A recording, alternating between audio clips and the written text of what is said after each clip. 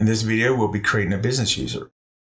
If we recall from the previous video where we created the admin user, we need to go to Applications, Company, Admin, Users. Here you'll see that we have the subscription administrator and that admin user that we created last time. Creating a business user is very similar to the admin user, except you don't set the admin privileges. So we click Add, give the user a name, we'll call it buser 001, give it last name and first name. Email address will be my email because I have to get access to the user in order to use it later.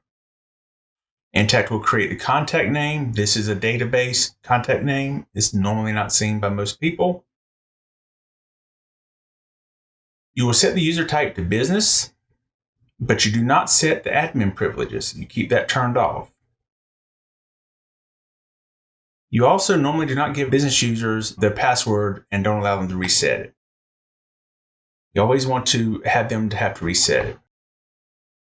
Now, business users have to be created whenever you have someone who will be using Intacct to put in anything that affects the GL, such as AP bills, AR invoices, journal entries, so on and so forth. Now, if they just need to pull reports and look at reports, they don't need to be a business user, they can be an employee. Now, for the roles, I have created a role for my business user. It's going to be the accounts payable team. The roles determine what permissions they can use and what they can see and do within the system.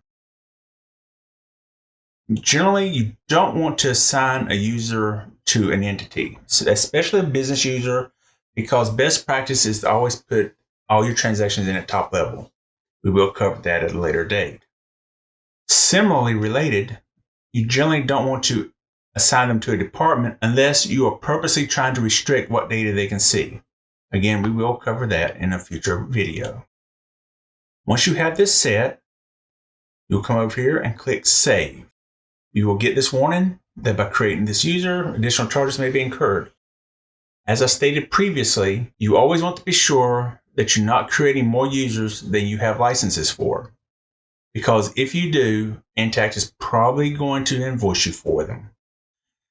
So if you need more business users than what you have license for, you either have to bite the bullet and create them and let Intacct invoice you, and it will be prorated to the next renewal cycle. Or if you have another business user that is no longer active, if you inactivate them, that'll free up that license and you can create this business user off of that. So we will create OK. You will need to put in your password. Click Done.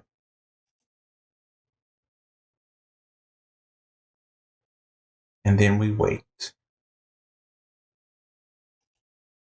Then, once it's processed, you'll have your business user. Through the magic of video recording, you'll see that I had to change the username. It was giving me an error. So I put a 001 at the end. I will not do user access again since that is exactly the same as it is for the administrative user.